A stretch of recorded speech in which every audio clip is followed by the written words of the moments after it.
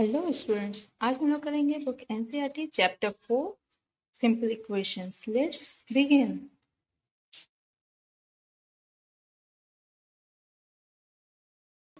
Hello students, आज हम लोग करेंगे exercise 4.1 simple equations. Complete question number 1 में क्या कहता है, complete the last column of the table. ये जो टेबल दिया हुआ है इसका लास्ट कॉलम को हमें कंप्लीट करना है। क्या है पहले कॉलम में? पहले कॉलम में तो सीरियल नंबर है, दूसरे कॉलम में इक्वेशंस, ये इक्वेशंस दिए हुए हैं। थर्ड में है हमारा वैल्यू, कुछ वैल्यूज दी हुई हैं। और जो लास्ट कॉलम है उसमें कहता है से whether the equation is satisfied, yes और नो। आपको आंसर येस और नो में देना है कि आपकी इक्वेशन सेटिस्फाइड हो रही है या नहीं हो रही है। यानी ये वैल्यू जो दी हुई है, इस वैल्यू से ये इक्वेशन, इस वैल्यू से ये इक्वेशन सेटिस्फाइड हो रही है या नहीं हो रही है। ठीक है, यही आपको यहाँ येस और नो में आंसर देना है। ठीक है, तो इससे पहले कि हम लोग येस और नो लिखें, इसको फाइंड करना बहुत ज़रूरी है। तो पहले हम लोग इसको फाइंड करना सीखेंगे कि ये वैल्यू सेटिस्फाइड हो रही है या नहीं हो रही है, उसके बाद ही तो लिखेंगे येस और नो। ठीक है, तो चलिए हम लोग फाइंड करते हैं। पहले कैसे फाइंड करना है, देखिए फर्स्ट क्वेश्चन है हमारा क्वेश्चन नंबर 1। क्वेश्चन नंबर 1 में क्या कह रहा है, आपका क्वेश्चन है x+3 इज इक्वल टू 0 और वैल्यू की क्या दी हुई है, x इज इक्वल टू 3। ठीक है, यानी x की वैल्यू 3 है। तो x की वैल्यू अगर हम लोग 3 पुट करते हैं तो क्या होता है, देखिए x की जगह पर हम लोग 3 पुट करते हैं +3, तो ये क्या हो जाएगा, 3 और 3 ये करके क्या हो जाएगा हमारा 6। क्या ये 0 है? नहीं है। यानी ये हमारा जो वैल्यू निकला, x पुट करने के बाद जो वैल्यू निकला वो इक्वेशन के इस तरफ जो है उसके बराबर नहीं हुआ। यानी 6 इज नॉट इक्वल टू 0। हमें तो 0 आना चाहिए, x+3 इक्वल टू 0 है, तो यहाँ जो वैल्यू पुट करने के बाद ये 0 आना चाहिए, नहीं आया। इसका मतलब हमारा आंसर क्या होगा, नो। नो। ठीक है, तो हम लोग यहाँ क्या लिखेंगे, NO, नो। ठीक है, ठीक है सर। देखिए हमारा next question, question number 2। Question number 2 में देखिए again x+3 is equal to 0। Value क्या पुट करना है, x इक्वल टू 0। ठीक है, तो x इक्वल टू 0, तो फिर यहाँ x की जगह पर हम क्या लिखें, ये 0 पुट किए +3। 0 + 3 हमारा कितना होगा, 0 + 3 क्या हो जाएगा हमारा, हो जाएगा 3। क्या ये 0 के बराबर है, तो नहीं है। तो फिर लिखेंगे नॉट इक्वल टू 0। 3 हमारा 0 तो नहीं है, नहीं। तो इसलिए x की वैल्यू 0 यहाँ सेटिस्फाइड नहीं हो रहा है, इस इक्वेशन में सेटिस्फाइड नहीं हो रहा है। जिससे इस इक्वेशन में सेटिस्फाइड नहीं हुआ, इसमें भी सेटिस्फाइड नहीं हो रहा है हमारा। ये वैल्यू x की ये वैल्यू इस इक्वेशन में सेटिस्फाइड नहीं हो रही है। तो ये क्या होगा हमारा आंसर, हमारा आंसर होगा नो। ठीक है, ठीक है। इसी तरह देखिए थर्ड क्वेश्चन है हमारा थर्ड क्वेश्चन है। थर्ड क्वेश्चन में क्या है, x+3 इज इक्वल टू 0। हमारे क्या वैल्यू पुट करना है, x इक्वल टू -3। ठीक है, अब x की जगह पर हम क्या लिखेंगे, -3 और ये +3। माइनस एक -3 एक +3, एक माइनस प्लस क्या हो जाएगा हमारा 0। तो हो गया हमारा 0। देखिए x की ये वैल्यू यहाँ सेटिस्फाइड हो रही है। ठीक है ना, यहाँ देखिए x की हमारी जो वैल्यू है x इक्वल टू -3 इस इक्वेशन को सेटिस्फाई कर दिया, यानी ये 0 हुआ और ये 0 ही तो आंसर है हमारा। तो 0 इज इक्वल टू 0 ये आंसर है, तो हमारा आंसर हो जाएगा यस। ठीक है, तो थर्ड का आंसर हमारा क्या हो जाएगा, यस। यस, ठीक है। ठीक, उसी तरह फोर्थ क्वेश्चन को भी करेंगे हम लोग। फोर्थ क्वेश्चन में क्या है, x-7 इक्वल टू 1 और यहाँ x की वैल्यू है 7। ठीक है, तो इसी क्वेश्चन को लिखें। फोर्थ का क्वेश्चन है हमारा x-7 इज इक्वल टू 1 और x की वैल्यू क्या है, +7।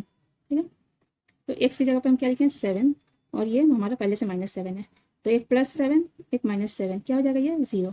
क्या ये 0 है, यानी LHS में जो है हमारा, RHS में क्या वो है, इस इक्वेशन के LHS में हमारा जो वैल्यू है वो RHS के बराबर है, नहीं है।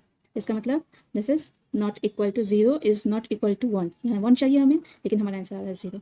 तो ये इक्वेशन हमें सेटिस्फाइड नहीं हो रहा है, तो हमारा फोर्थ कैंसिल हो जाएगा, क्या अगेन नो। ठीक है, अब क्वेश्चन नंबर 5 देखिए। 5 में क्या, x-7 equal to 1, x equal to 8, यानी x की वैल्यू 8 है, तब हमारा ये इक्वेशन सेटिस्फाइड हो रहा है या नहीं हो रहा है। ठीक है, तो हमारा क्वेश्चन नंबर 5 है x-7 is equal to 1, x equal to 8। ठीक है, ये वैल्यू हमारा सेटिस्फाइड हो रहा है या नहीं हो रहा है। तो x की जगह पर हम क्या लिखेंगे, x की जगह पर 8 लिखें, -7, 8 - 7 क्या हो गया, ये हो जाएगा 1, यानी हमारा RHS 1 हो गया। इसका मतलब ये वैल्यू इस इक्वेशन को सेटिस्फाइड कर रही है, तो हमारा आंसर हो जाएगा क्या, यस। ठीक है, तो 5 कैंसिल हो जाएगा हमारा, क्या 5 कैंसिल हो जाएगा, यस। ठीक है, हमारा नेक्स्ट क्वेश्चन है question number 6। 5x is equal to 25। इस इक्वेशन को ये देखिए x इक्वल टू 0 क्या सेटिस्फाइड कर रहा है, ये नहीं कर रहा है। ठीक है, इसको सॉल्व करते हैं हम लोग। हमारा x equal to 5x equal to 25, x equal to 0। 5 और x एक दूसरे के साथ क्या है, ये दोनों एक दूसरे के साथ मल्टीप्लाई में है, कोई निशानी है, एक दूसरे के साथ मल्टीप्लाई में है। तो 5 × 0 देखिए 5 इंटू 0 क्या हो जाएगा हमारा 0, लेकिन इक्वेशन के दूसरी तरफ तो 25 है, तो हमारा ये 25 आना चाहिए, लेकिन ऐसा नहीं हो रहा है। इसका मतलब x इक्वल टू 0 इस इक्वेशन को सेटिस्फाइड नहीं कर रहा है, तो हमारा आंसर क्या हो जाएगा, आंसर हो जाएगा नो, यानी x इक्वल टू 0 इसको सेटिस्फाइड नहीं कर रहा है, नो। तो 5 का आंसर हो जाएगा हमारा नो, ठीक है ना। इसी तरह सॉरी 5 नहीं, ये 6 था, क्वेश्चन नंबर 6 था ये। क्वेश्चन नंबर 7 में देखिए 5x इक्वल टू 25, देयरफॉर x इक्वल टू 5, ठीक है। इसको भी सॉल्व करके देखते हैं।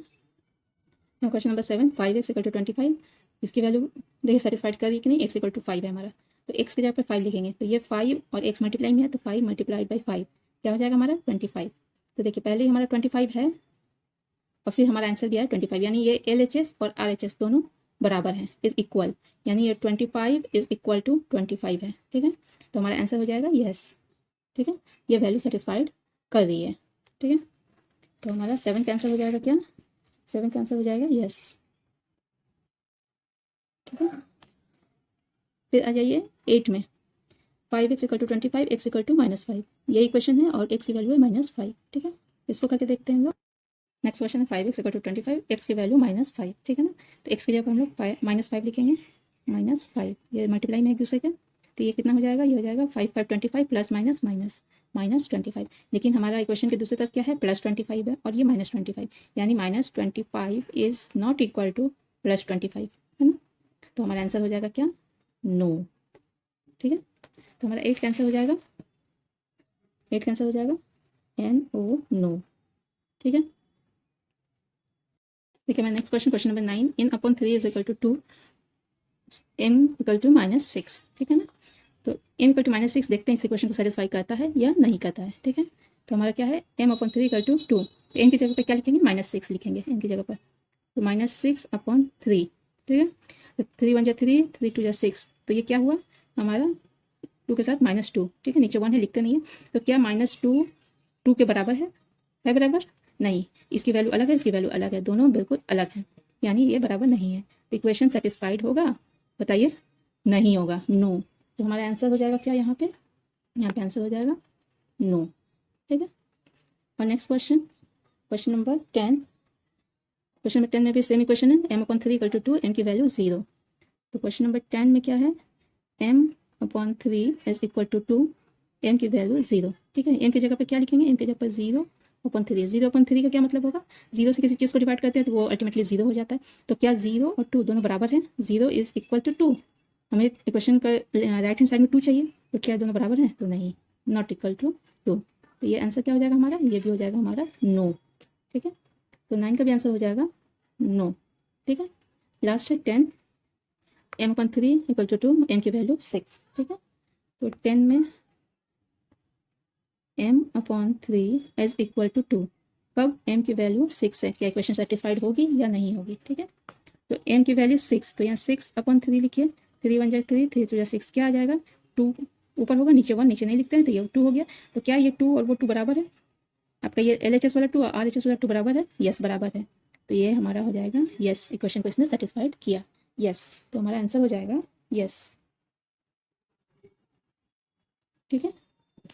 आई होप आप लोग को ये समझ में आया होगा कि कैसे हम लोग इसको फाइंड करते हैं, इक्वेशन कैसे सेटिस्फाइड होता है। Okay, this is all for today, मिलते हैं फिर नेक्स्ट क्लास में। अगर आपको मेरी वीडियो थोड़ी भी हेल्पफुल लगती है तो एक लाइक ज़रूर कीजिए, चैनल को सब्सक्राइब कीजिए, फ्रेंड्स एंड फैमिली में शेयर कीजिए। अगर कोई डाउट है तो आप मुझसे कमेंट सेक्शन में पूछ सकते हैं, मैं आपके सारे डाउट्स के आंसर ज़रूर दूंगी।